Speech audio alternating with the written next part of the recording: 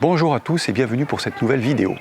Aujourd'hui, je vous invite à m'accompagner dans l'exploration d'une ancienne carrière de ciment. C'est une carrière qui a été exploitée à partir de 1849 et jusque dans les années 1930. Nous allons parcourir ensemble une partie des 20 km de galeries creusées par des hommes pendant plus de 80 ans. C'est dans certaines montagnes de calcaire qu'on trouve la pierre à ciment. Si on pouvait regarder à l'intérieur de l'une d'elles, on trouverait une couche de calcaire avec une proportion idéale d'argile pour la fabrication du ciment-pron naturel. On l'appelle le banc de ciment. Les hommes ont commencé par creuser une galerie d'accès au banc, qui s'appelle le travers-banc, puis une galerie dans le banc pour récupérer et sortir la pierre à ciment.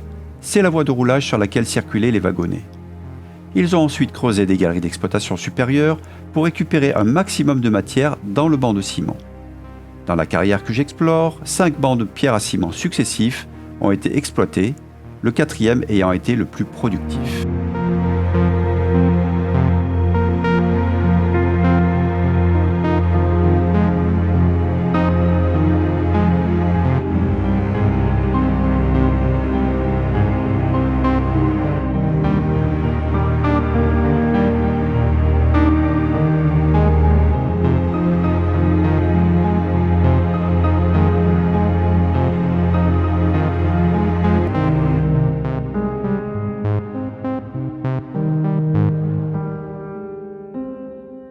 Je me trouve devant une première construction, une trémie. Elle permettait aux carriers de charger la pierre à ciment dans des wagonnets.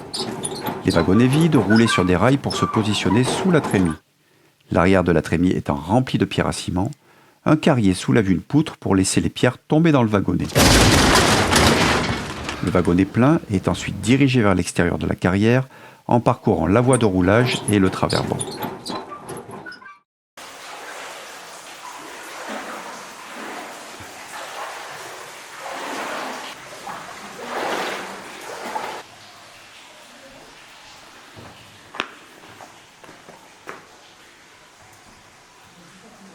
C'est intéressant de voir que les couches géologiques ici, on les devine très bien sur ce plafond, et ça permet de comprendre que l'exploitation était proche de 45 degrés.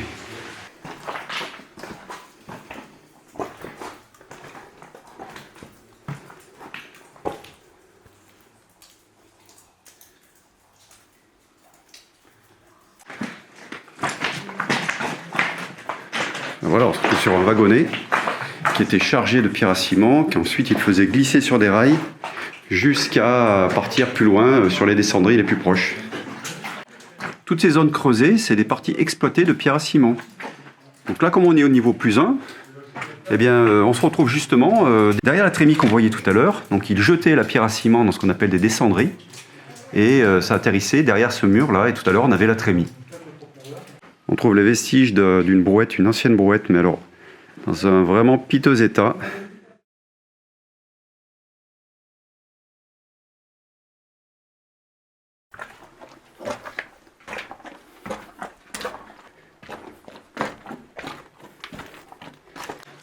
Donc on est au niveau 0 et on poursuit l'exploration. Alors sur le côté gauche, on a une espèce de tube en béton qui pourrait correspondre à une aération qu'il devait faire pour pouvoir aérer les fronts de taille qui, suite aux explosions, étaient très empoussiérés. Le front de taille, c'est la partie en cours de creusement par les carriers. Grâce à des marteaux perforateurs pneumatiques, ils percent la roche pour pouvoir y introduire de l'explosif. L'explosion fragmente la roche et fait avancer le chantier. On remarque au sol les plaques métalliques facilitant le pelletage de la pierre à ciment. On se retrouve dans une zone où il y a des tags, des carriers, mais pas que des carriers, certaines personnes qui ont exploré aussi. Je vois le nom de Trinia, par exemple, en bas à gauche, qu'on retrouve souvent dans les carrières de la région. C'est toutes des marques qui ont été faites avec des lampes à acétylène. Là, on ne va pas parler trop fort, parce que dans cette zone, il y a des chauves-souris, et c'est peut-être encore un peu tôt pour elles d'être réveillées. Si elles sont réveillées, elles vont chercher à manger. Si c'est encore trop froid à l'extérieur, qu'il n'y a pas de nourriture pour elles, elles vont mourir. Alors on va quitter le Traverband maintenant et on va partir vers le sud, vers des quartiers d'exploitation dans la couche de ciment qui était la numéro 4.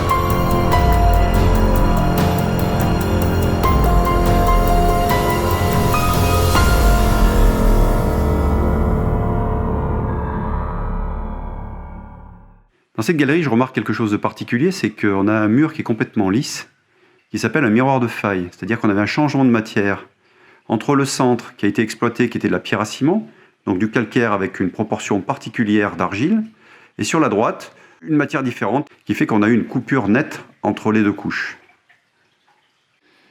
On sent que dans cette zone, ils ont perdu la couche à ciment, ils sont en train de chercher, ils ont creusé un petit peu sur la droite, ils ont continué sur la gauche, là, ils étaient un peu perdus. Ils essayaient de retrouver le banc de ciment pour pouvoir continuer de l'exploiter.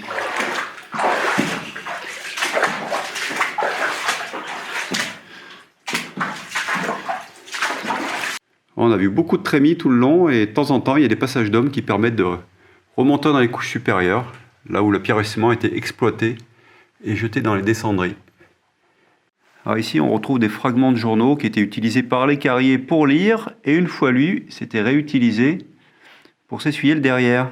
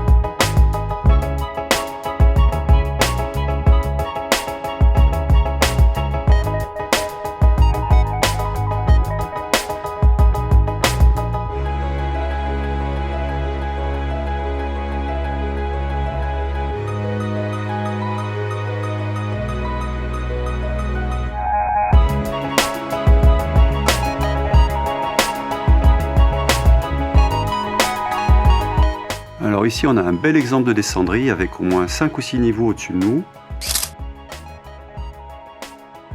La pierre qui descendait par gravité grâce au pendage qui est assez important. Tous ces niveaux, finalement, qui terminaient dans une trémie qu'on ne voit pas là parce qu'elle est complètement noyée dans les cailloux, pour terminer sur la voie de roulage. On trouve devant des restes de nourriture des carriers, des coquilles d'œufs, des noix, des vieilles boîtes de sardines toutes rouillées.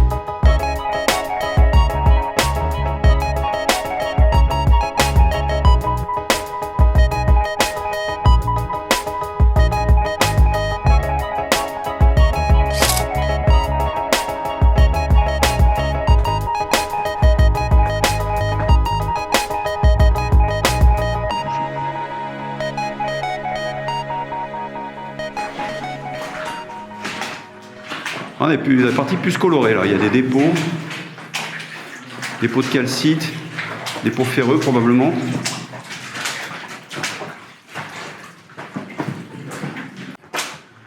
Je me trouve face à un réservoir à air comprimé. Des compresseurs d'air étaient à l'extérieur de la carrière et les réservoirs assuraient une pression régulière pour les perforateurs. Ces champignons s'appellent des coniophores. Ils se nourrissent de la lignite des anciennes traverses en bois.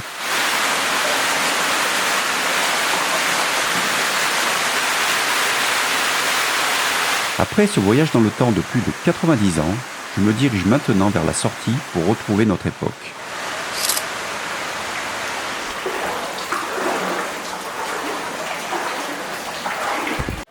Cette vidéo est maintenant terminée. J'espère que cette exploration vous a intéressé.